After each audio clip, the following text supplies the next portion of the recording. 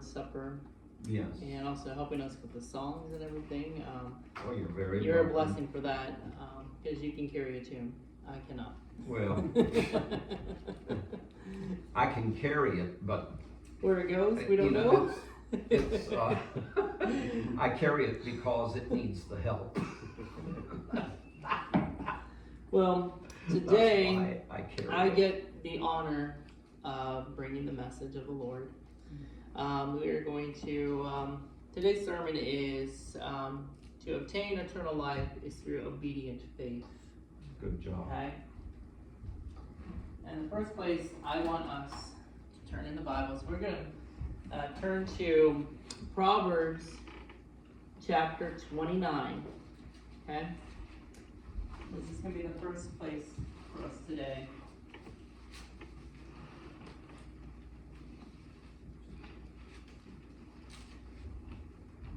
A lot of things that we discuss today will kind of hang on these words, if you will.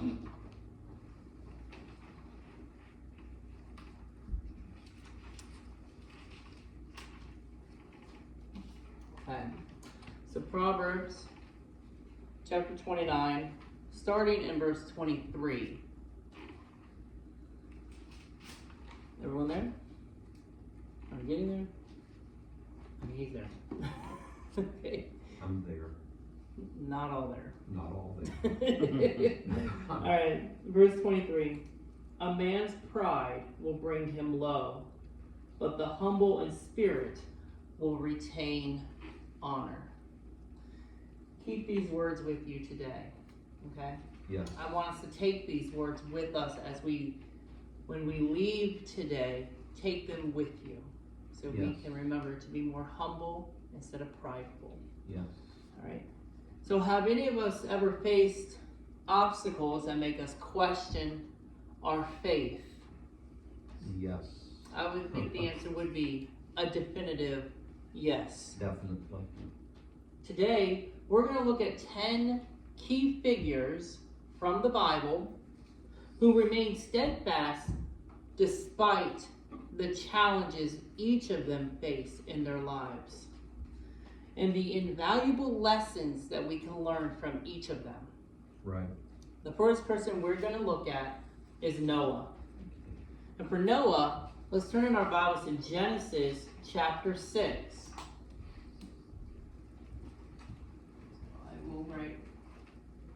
I'll write the names of the individual, and then afterwards the lesson that we can learn. Okay? So, Genesis chapter 6 is where we'll start off today.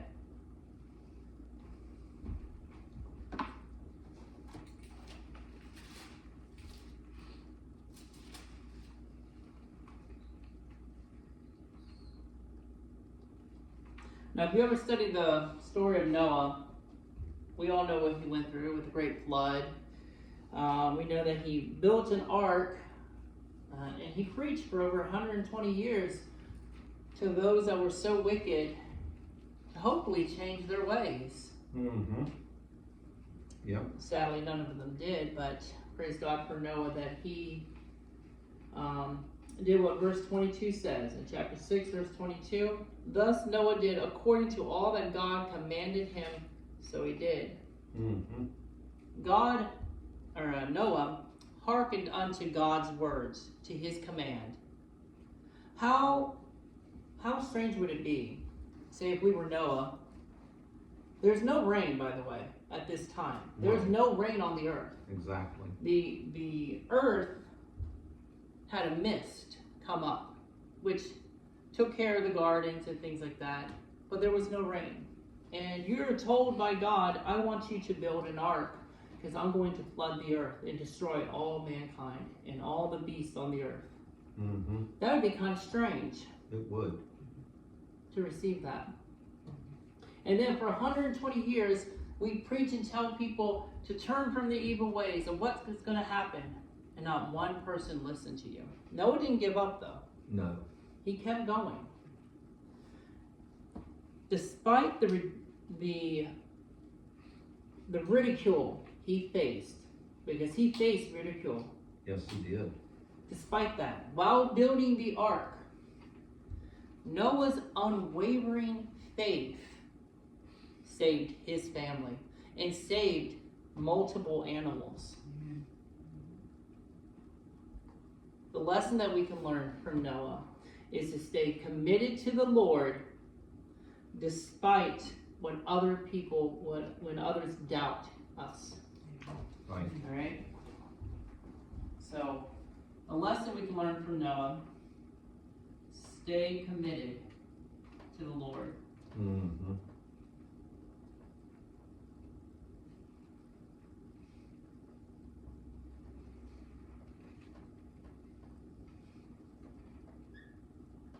No matter what other people think. Who cares? Who cares what other people think? Right.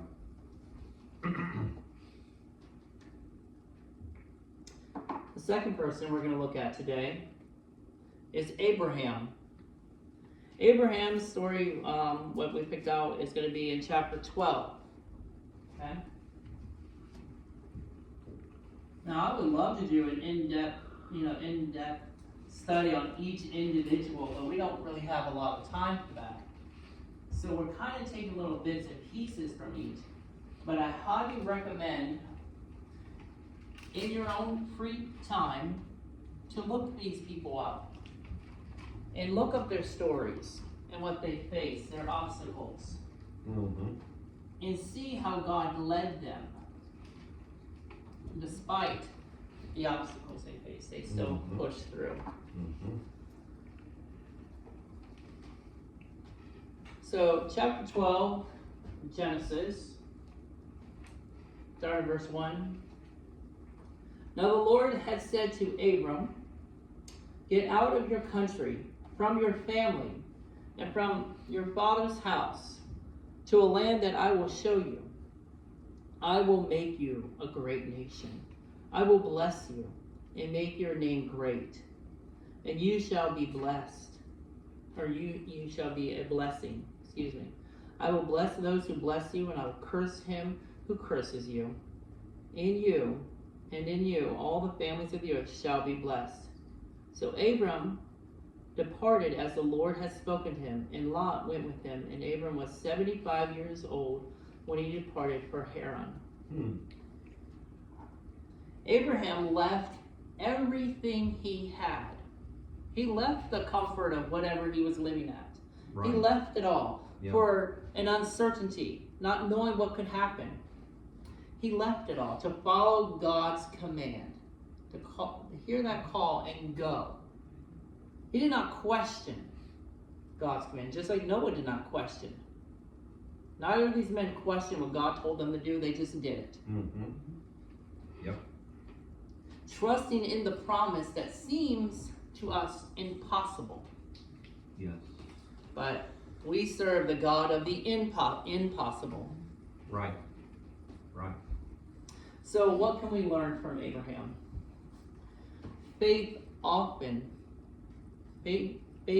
requires stepping into the unknown. Right. So that's what we can learn. And that's obedient faith. God will require us to step out of the comfort zone.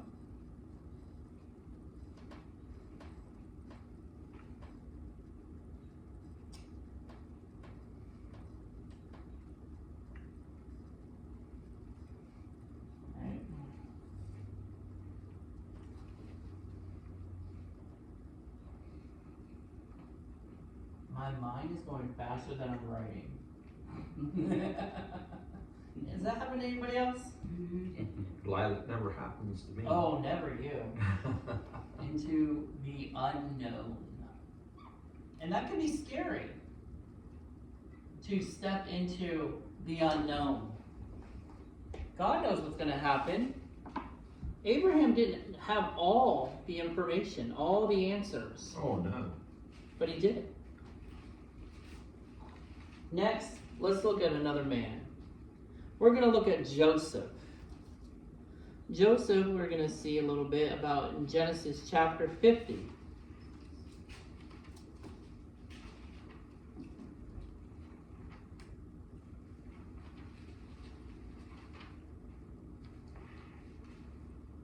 And we'll start in verse 15 through 20. I was going to do the one verse, but I'd rather just, kind of get the whole little story about it. Mm-hmm. So 15 through 20.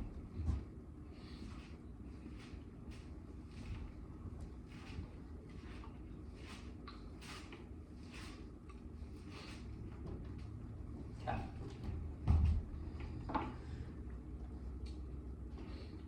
Now remember, this is Joseph who was sold into slavery by his brothers. They hated him with a passion. They hated their brother. And they made up a story that he was killed by wild beasts, and they gave the coat of many colors to his father, torn up with blood on it. That's pretty cruel to do that to Joseph, but also to their father. Mm-hmm. All right, so Joseph led a life in Egypt, went through many obstacles. If you read the story of Joseph, it's like, how did you push through? How did you overcome this? Yeah. Yeah. Okay. Mm-hmm. So, starting in verse 15, when Joseph's brothers saw that their father was dead, they said, perhaps Joseph will hate us and may actually repay us for all the evil which we did to him. So they sent messengers to Joseph, saying, before your father died, he commanded, saying, thus you shall say to Joseph, I beg you, please forgive the trespass of your brothers and their sin, for they did evil to you. Now please forgive the trespasses of the servants of the God of your father. And Joseph wept when they spoke to him. Then his brothers also went and fell down before his face.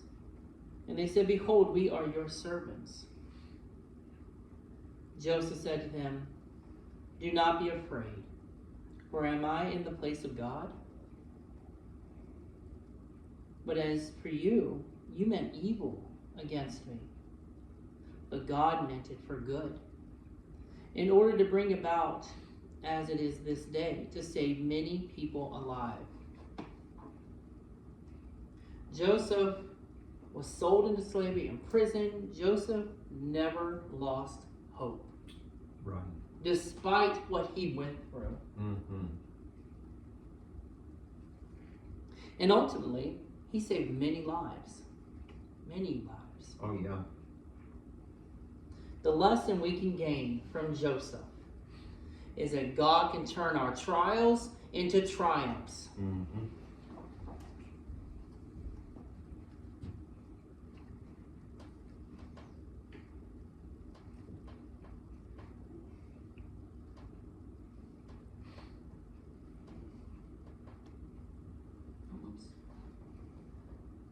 I always misspell that between trials and trails because of the I and the A.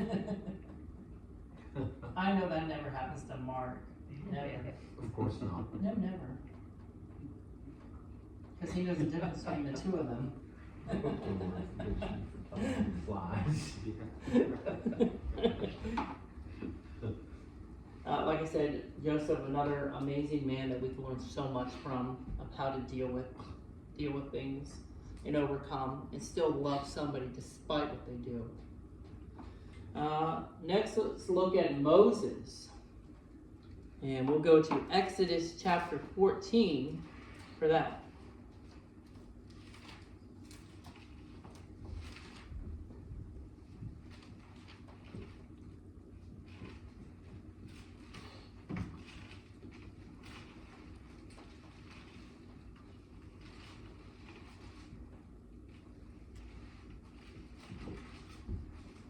Exodus chapter 14, and we'll be looking at verses 13 through 14 of that chapter.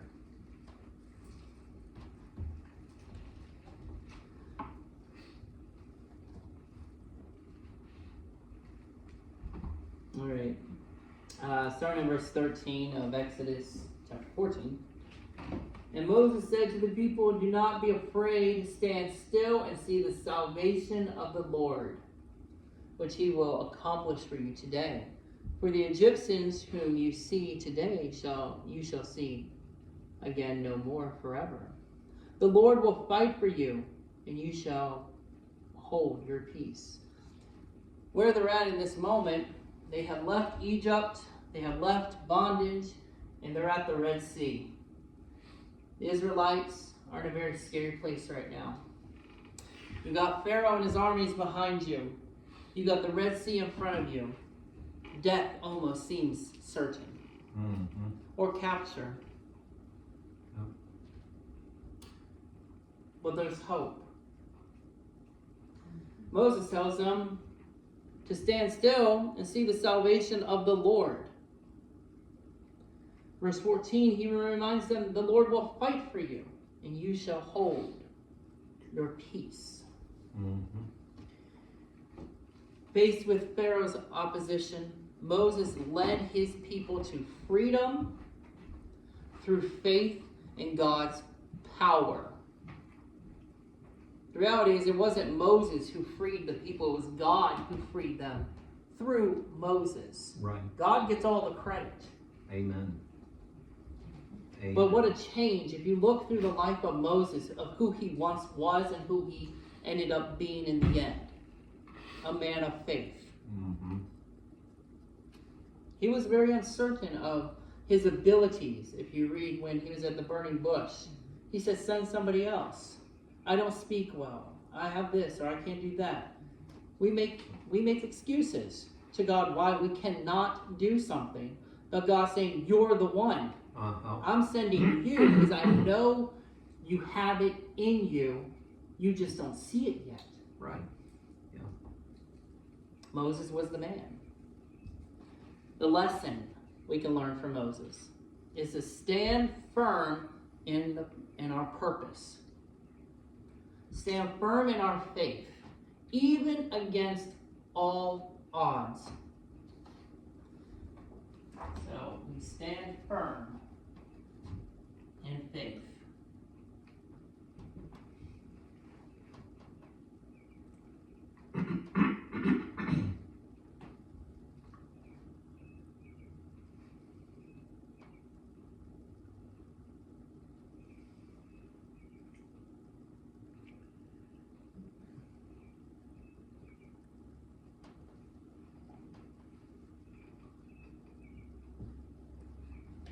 Satan will try to make us doubt. Yes, But he will. we can't let doubt ruin what God sees in us. Mm-hmm. Next, we're going to turn to one of the ladies. And we're going to look up Ruth. Ruth is a remarkable woman, and I love the book of Ruth. So turn to Ruth chapter 1.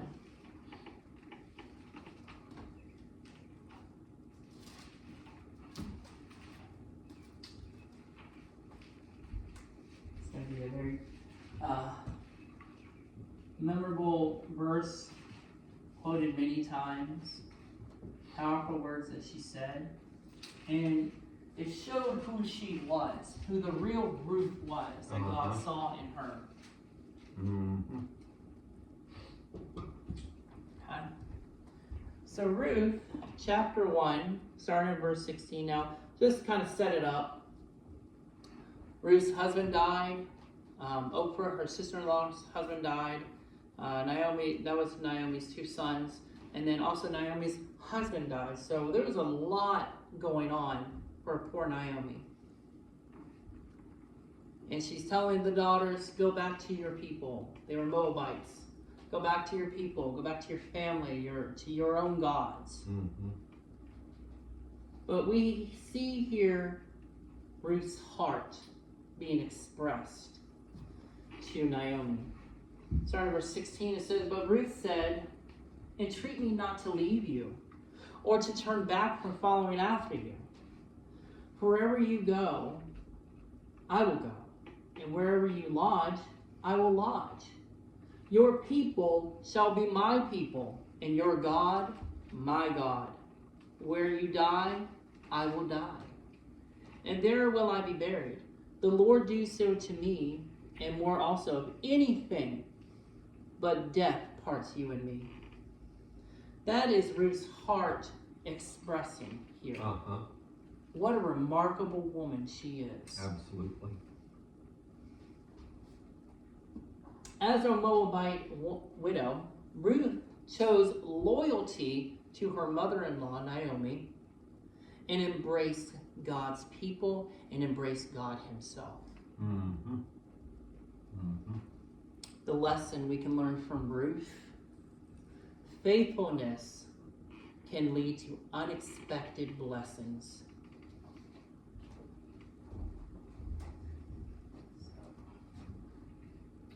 Because God will open up the windows of heaven and bless us more than we can even handle. We just have to allow it. Submit. And that's what she did. She submitted. I think this marker is ready to pass away. Mm.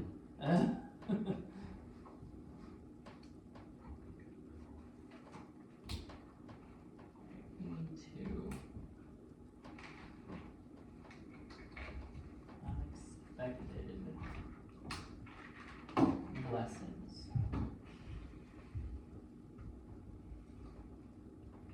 Okay. All right. Now, number 6, we're going to look at a man known as David. Okay. So, David, we're going to see in 1 Samuel chapter 24.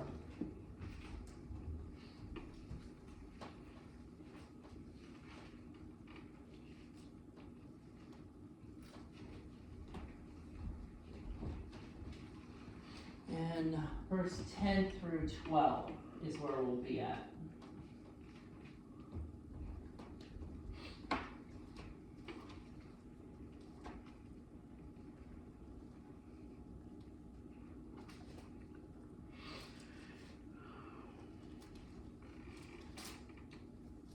Okay.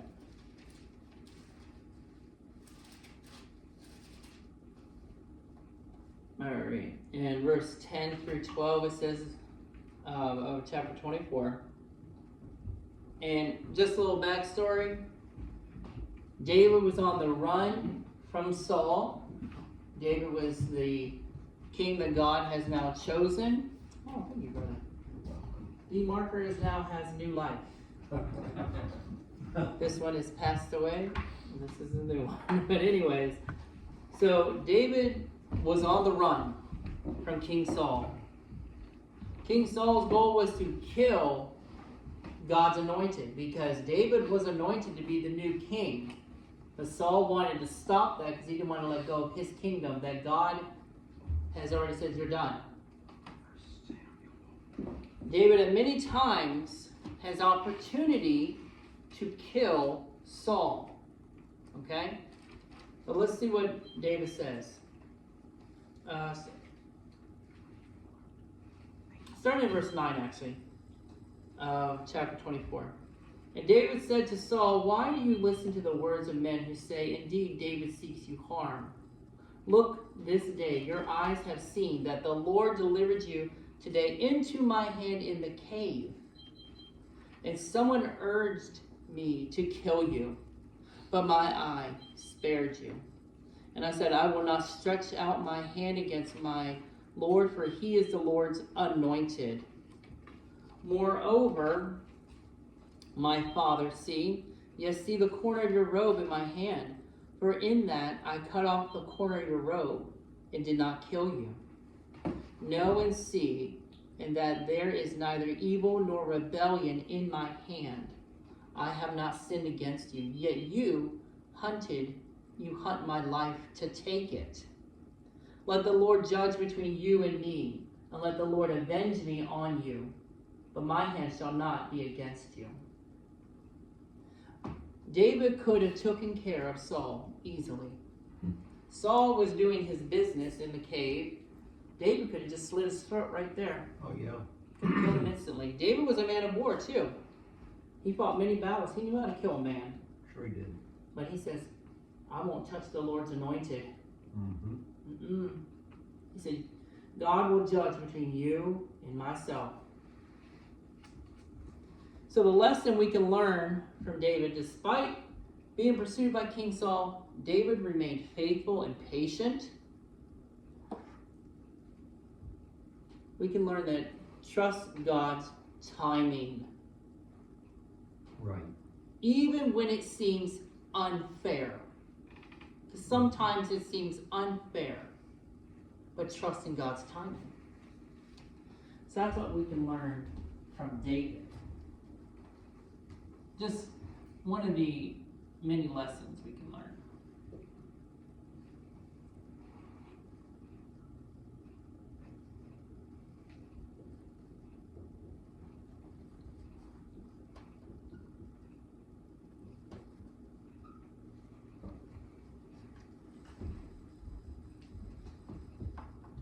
All right. Let's now go to Daniel. In the book of Daniel is where we'll be at. And you're looking at chapter 6 of Daniel.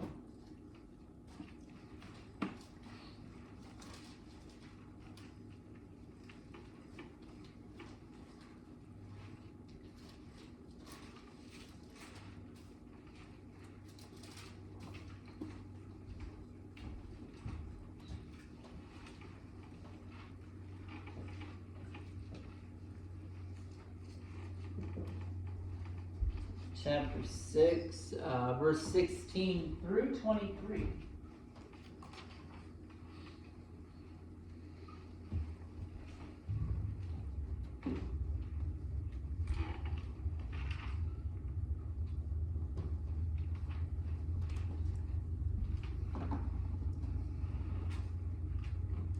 All right, so a little backstory about this. There was these men who were against Daniel. Daniel was in power as far as he worked with Belshazzar. And Daniel was a very wise man. He also was a very faithful man. But he put God before anyone else. That's what we need to do. Put God before anyone else. It doesn't matter who they are. It could be the president. It could be a king. It could be anyone. It doesn't matter. God comes first. And the decree was, if anybody prays to any other person, to God or any other thing, you'll be thrown in the lion's den. Mm-hmm. Okay? Daniel didn't care. He knew what could happen. Mm-hmm. But he still did it. He said, I'm still praying to God. Mm-hmm. All right, so starting at verse 16. Well, let's go to 15, just to kind of give you a little backstory of these wonderful men. Then these men, the wonderful men, approached the king and said to the king, Know, O king, that it is the law of the Medes and Persians that no decree or statute which the king established may be changed. So the king gave the command, and they brought Daniel and cast him into the den of lions. But the king spoke, saying to Daniel, Your God, whom you serve continually, he will deliver you. Then a stone was brought and laid on the mouth of the den. And the king sealed it with his own signet ring and with the signets of his lords, that the purpose concerning Daniel might not be changed. Now the king went to his palace and spent the night fasting. And no musicians were brought before him. Also his sleep went from him. Then the king arose very early in the morning and went to haste to the den of lions. And when he came to the den, he cried out with a lamenting voice to Daniel. The king spoke, saying to Daniel, Daniel, servant of the living God, has your God whom you served continually been able to deliver you from the lions? Then Daniel said to the king, O king, live forever. My God sent his angel and shut the lions' mouths, so that they have not hurt me, because I was found innocent before him. And also, O king, I have done no wrong before you. Now the king was exceedingly glad for him, and commanded that they should take Daniel up out of the den. So Daniel was taken up out of the den, and no injury whatever was found on him, because he believed in his God. Amen. Now as far as the other men go, they were cast into the den of lions. Not only them, but their family. They risked their own family's lives now because of these lies. Mm-hmm. Imagine what the king was going through. He didn't get any sleep. He was fasting, no musicians, because he was scared of what's happening to Daniel. he was certain that Daniel is dead. He was torn apart. But Daniel was not harmed. Those lions became mere kittens because of the Lord. I don't know if Daniel was asleep, but that'd be kind of neat to be able to sleep with lions and not get eaten. Yeah. That would be kind of neat. I'm not saying tempt that.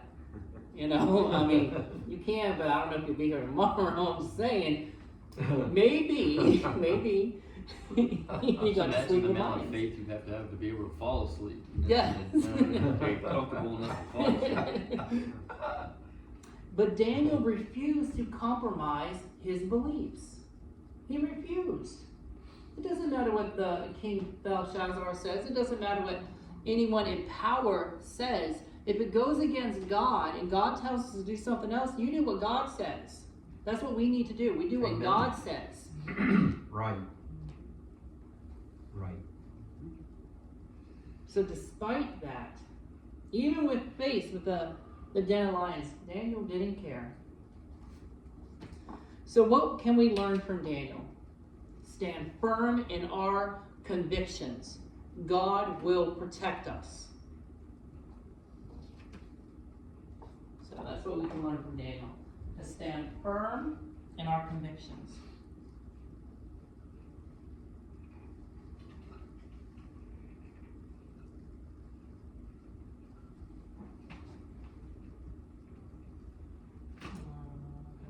There we go.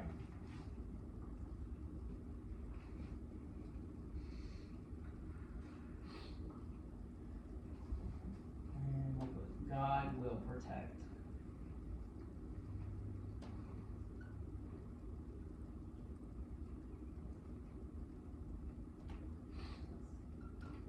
Okay.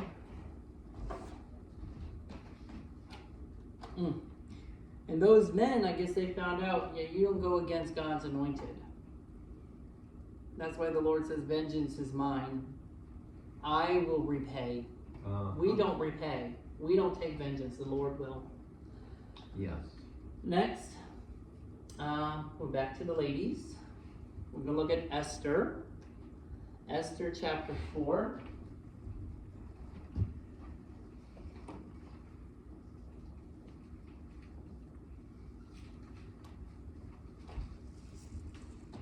Oh, misspelled Esther. Sorry, Esther. Captain Leach.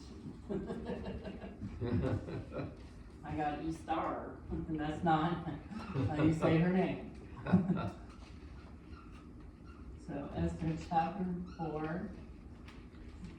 That's the book of Esther is another good book to read as well, and to study. All right, so Esther chapter 4.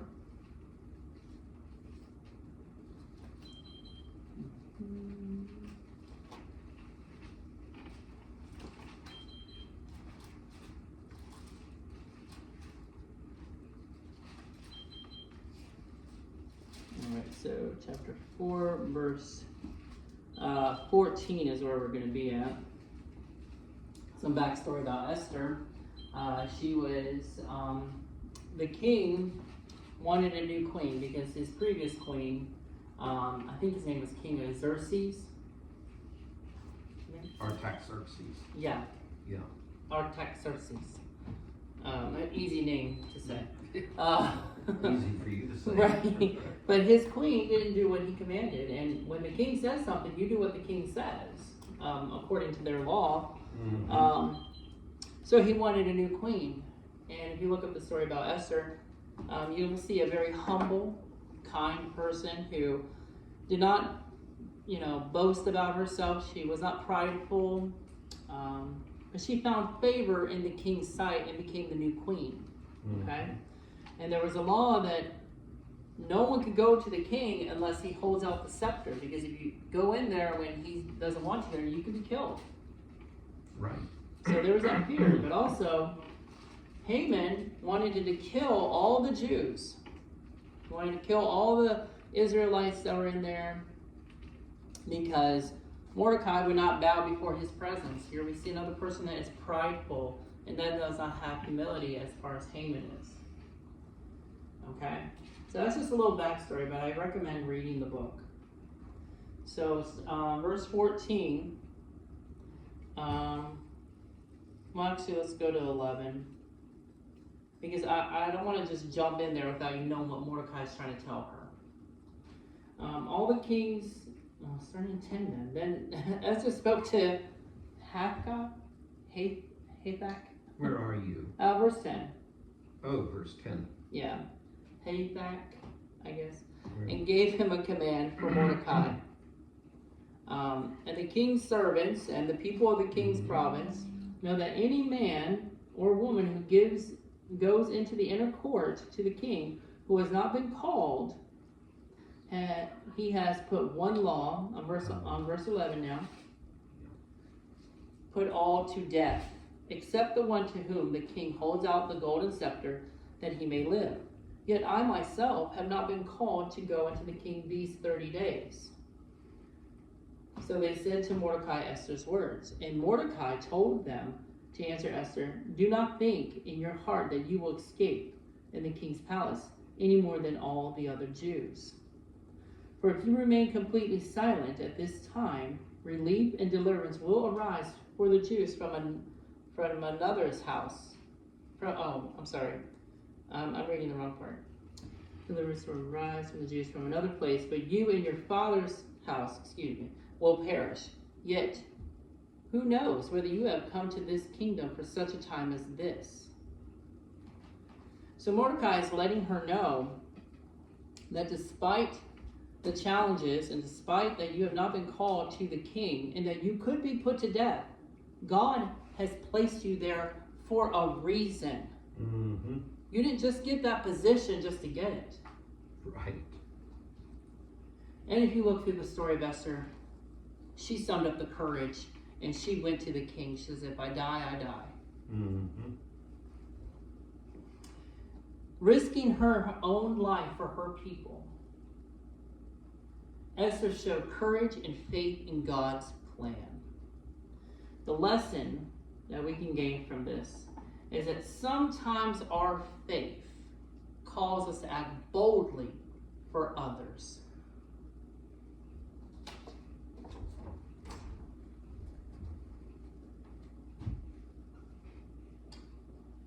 Remember, it's about getting out of our comfort zone. Mm-hmm. So, sometimes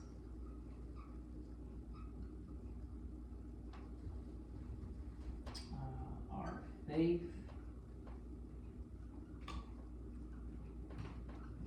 calls us. I'm going to just say intercede. I'm going to use a word I don't know how to spell. Good job, Arthur. Intercede. If it's misspelled, just spell it right on your end. Intercede on the behalf of others. Okay. I'm just doing the rough draft. You do the final draft. On others. Can you imagine if I was spell check on your computer?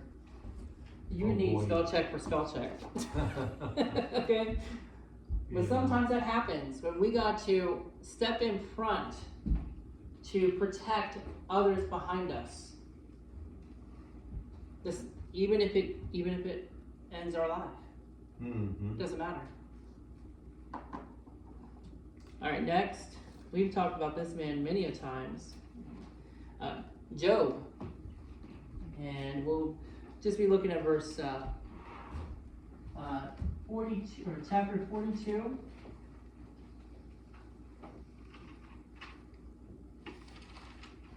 Verse 10. Even though I put that, we probably would go somewhere else. Who knows?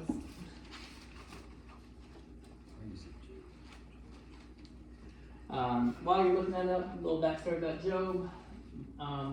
Job was a very faithful man to God. He was very rich. But he didn't let his riches and the wealth he had define who he was. Mm-hmm. Okay? Now, some people in the Bible that were very wealthy, that's what defined them. But not Job. Job was more faithful to God, and he was blessed by God. And Satan wanted to prove that Job would curse God to his face if you get rid of all his livestock, get rid of his children, get rid of everything. And then eventually also skin for skin, if you will. He put boils upon him. Anything to make Job doubt and blame God, lose his faith. Even his own wife says, curse God and die. But Job says, naked I have come into the world and naked I will leave. Okay? Mm-hmm. So this is just a little bit about Job. If you look through the whole story of Job, your heart will break for this man. Even his friends said he sinned before God, and everything they said did not apply to Job. Even if some of the things they said sounded good, it didn't apply to Job. Mm-hmm. So in verse 10 it reads, and the Lord, and this is after everything has happened, okay? Job is speaking to God, who finally answers Job. Throughout the whole thing, God was silent.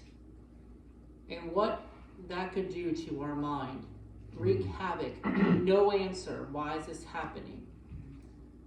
God answers Job. And verse 10, it says, and the Lord restored Job's losses, and when he prayed for his friends, indeed the Lord gave Job twice as much as he had before. So Job was also one of the richest men on earth. Lost everything, and God blessed him twice that. Yeah. He got more than what he had. Mm-hmm. Even after losing everything, Job remained faithful and was restored abundantly, exceedingly above anything he could ever expect from God. Right. He even prayed for his friends who downcasted him. This speaks again about who Job is as a man. A very faithful man. I wish I could have the faith that Job had there. I feel like for me, I may have doubt. I would question God, why did you do this to me? Because I don't think I had the faith that Job had. I wish I did. And I wish I knew. I'm just being honest. Right. So the lesson we can learn from Job is that endurance through suffering, and suffering is good. Suffering teaches patience and overcoming.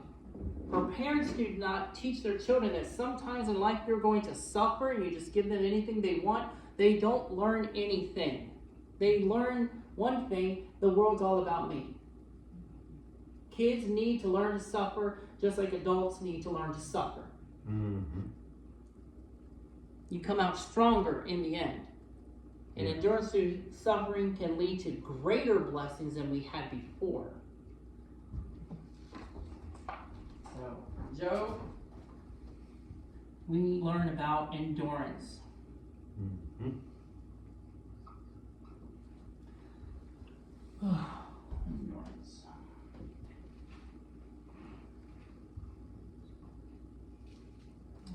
Endurance.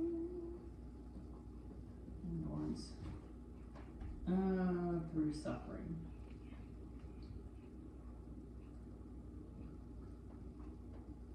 I'm gonna have to erase some of these things so I get room. Alright. Okay. So number 10, we see here Paul. Paul's another good example.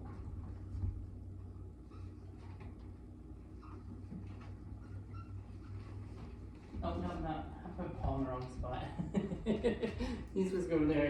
He doesn't have his own book with his name. No, he doesn't. I've noticed that. I just want to see if anybody's paying attention. Good job, Mark. So we're going to go to Philippians for this. Okay. I'm glad I caught that. I'm like, wait a minute, Paul. I mean, he does have a lot of books that he wrote, a lot of letters he wrote. Oh, yeah. Just not with his name as the logo. Alright. So, Philippians chapter 1. Where we'll be at. And we are coming to the end, by the way. Thank you for enduring Hopefully this wasn't the suffering. Okay? But if it was, hey, I'm glad you endured. Right. At least you learned something. True. Alright, so Philippians chapter 1 is where we'll be at. Paul's another remarkable person to read about and what he went through. So, chapter 1, verses 12 through 14. But I want you to know, brethren, that the things which happened to me have actually turned out for the furtherance of the gospel, so that it has become evident to the whole palace guard and to all the rest that my chains are in Christ. And most of the brethren in the Lord, having become confident by my chains, are much more bold to speak the word without fear. Paul has went through the grind, the millstone, if you will. He, at one time, he was against the Lord's church. He was against anyone that was Christian, or the way as it was called at that time. He was there at the stoning of Stephen, and he was happy with the stoning of Stephen. Yeah. He was holding the coats for people that wanted to stone Stephen. Mm-hmm. But that one day on the road to Damascus, he met the King of Kings. Mm-hmm. And he wasn't saved on the road to Damascus. No. He became a Christian the correct way. Right. Not the sinner's prayer, I prayed, I'm healed. No. Yeah. No. Mm-hmm. But Paul went through everything, and right after he became a Christian, he immediately started preaching about Jesus. And this is a man who was against the Lord. Uh-huh. But Paul, despite imprisonment, despite persecution, Paul spread the gospel with relentless zeal. Like, that was his purpose. I want to go preach the gospel. Mm-hmm. So what can we learn from Paul? Your obstacles, or our obstacles, can become opportunities for growth and impact. We're going to take these obstacles and we're making them opportunities. Right. Right. All right?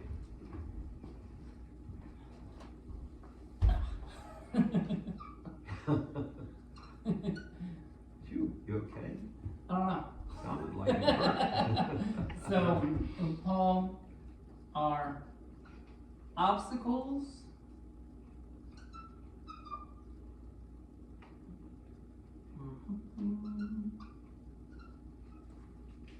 can become opportunities.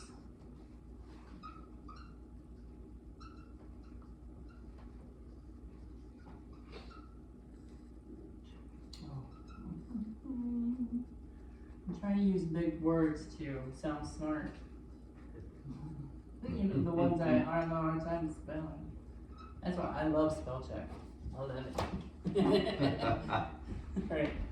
So it becomes opportunities for us. Now that's our 10, right? But you know what? We're missing someone. Somebody very important for us. So everyone got this? If you were taking notes? Okay. Got it. Adios Noah, adios everyone else. We're gonna get to the main person on our list. Alright, we'll put him up here. Okay? Mm-hmm. And I'm sure you already know who I might be talking about. If you don't, I'm gonna let you know. Finally, we have Jesus. Okay? We can't talk about faith, obedient faith, overcoming things, going through trials, and having triumphs without talking about the man himself. Right. Jesus Christ. Okay?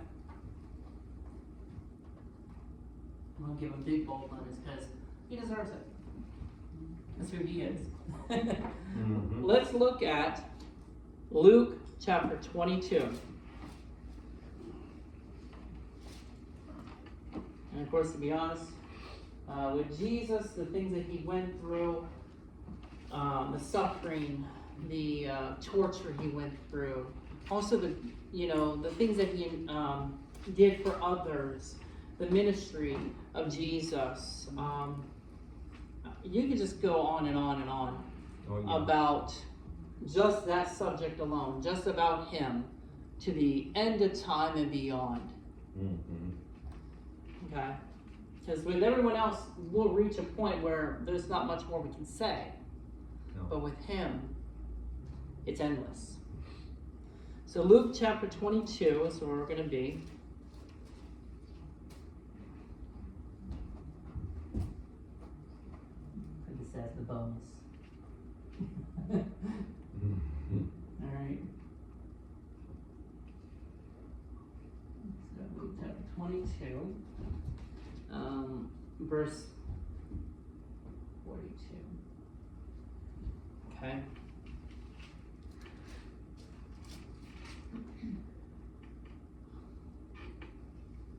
All right, so where we're at in the scene. This is before he goes before the high council, the kangaroo court.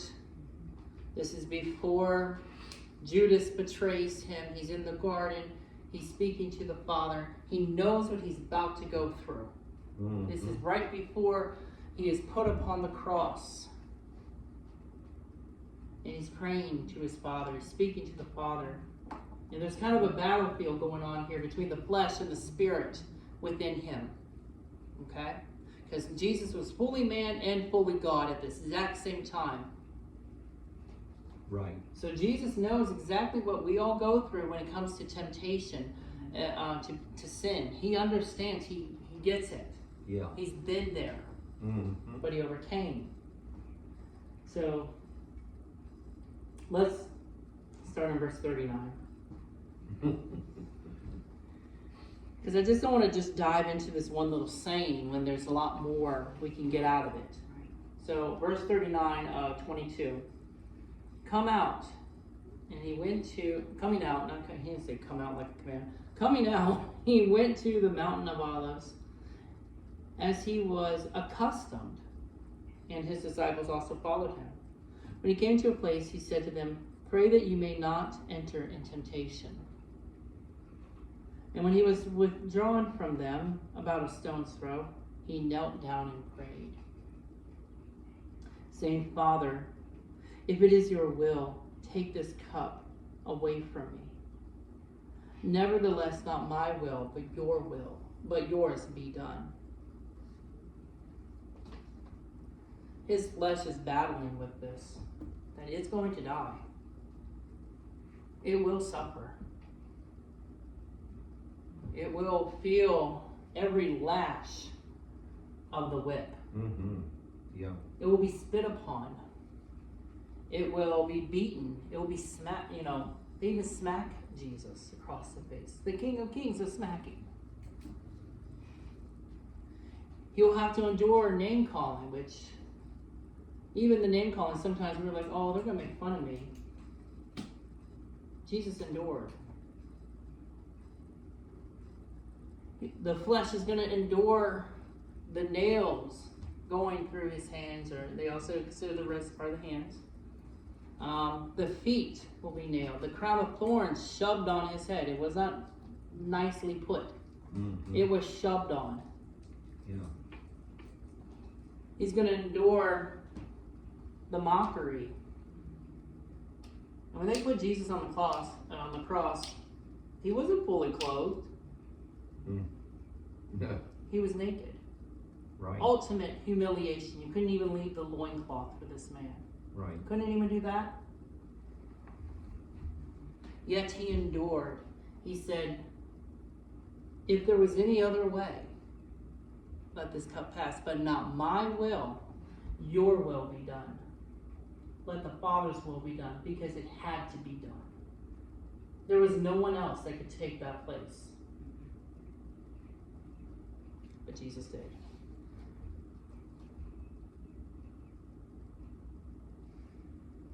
Jesus faced betrayal, crucifixion, but remained obedient to God's will for our salvation. Throughout the whole ministry of Jesus, he was obedient to the Father. Everything. Did not matter.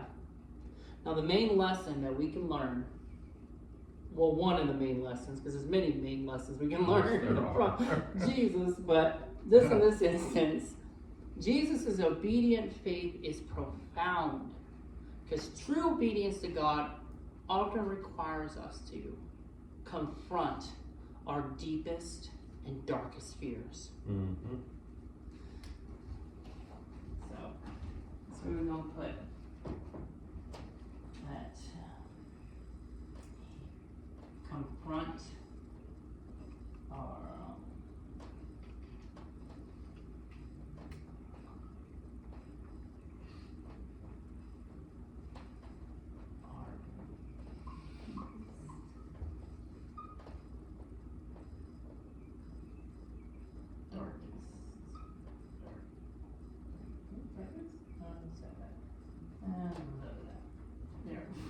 deepest fears and desires. Okay? That's obedient faith. Obedient faith will lead you to confront yourself. Jesus knew of the agony that awaited him. He knew about the betrayal from Judas. He knew it from day one, even before day one ever happened, from eternity's existence. Jesus knew there was going to be a point in my life that I'm going to have to suffer.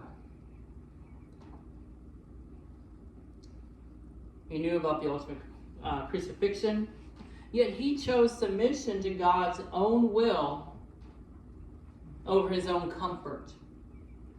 Mm-hmm. I truly believe that if we were in Jesus' shoes, we wouldn't do it. Because we're not Jesus. Mm-hmm. That's true. Maybe we can endure the betrayal. Maybe we can endure Judas betraying us. Maybe we can endure the mockery. But I think by the time we get to the lashes, the beatings, maybe we would start to give up. At some point, we would give up. We would give in. Mm-hmm. But he followed through. This act of surrender teaches us that obedience is not merely about following the rules. Right. It's about aligning our hearts with God's purpose. Mm-hmm. In our lives, we will face situations where God's plans diverge from our own plans. Sure. Maybe we have plans to do this or that, but God says, no, I have something better for you. And it's going to make you go through it. Mm-hmm. You're going to suffer through this. Yep. But wait till you see the end result. Mm-hmm. Wait till you see it. We might encounter hardships that challenge our faith. There are many that have come to the Lord's church, and not just here, but I'm talking about the Lord's church worldwide, who just couldn't hack it. They couldn't deal with the challenges, and they gave up. Right. But then the faith will stay. Mm-hmm. The remnant stays. Jesus exemplifies that obedience can lead to fulfillment and salvation. Not just for ourselves, but others as well. I pray that our examples to others can lead them to find salvation in Jesus. We're supposed to be living examples before people on how a Christian should be. Mm-hmm. Not the quotation world's view of Christianity, the I'm holier than thou type, or I'm better because of this, or I don't have any sufferings, I have no problems, I'm perfect.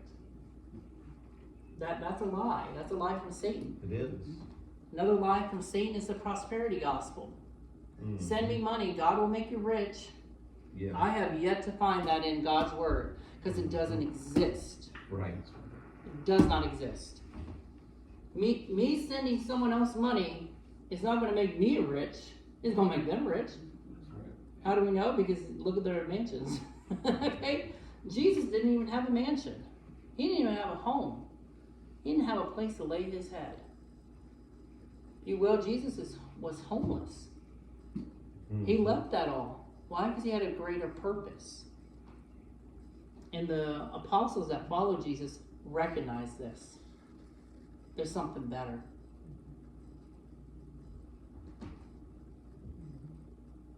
These figures that we've talked about today, each of them, the men and the women, their faith helped them to withstand any storm they dealt with. Mm-hmm. No matter how big or small the storm was, they chose God over comfort. Yes, they did. So whatever we are facing today, I want us to remember that faithfulness brings hope and it brings salvation. These figures also remind us that we can overcome any obstacle, it doesn't matter. And remember, one of our lessons was our obstacles can become opportunities to witness to others and also for us to grow. If we're not growing in the Lord, what's the problem? Right. It's not God. God's not the problem. We're the problem because we're not allowing ourselves to grow. There's stories that we have seen. If you take the time today, just pick a couple of these people out. Study about them. You'll see that they're trusting God's plans. Encourage them to continue, and it can encourage us by just reading about it. I want to thank you all for your time today as we were in the scriptures. If I was a bit long, I do apologize, but I hope that we've all learned something today about to gain eternal life is through obedient faith. Mm-hmm. Not just I believe Jesus is real because Satan believes Jesus is real. Oh, yeah. That doesn't mean anything. It's obedient faith, following to the very end. All right, thank you everyone for your time.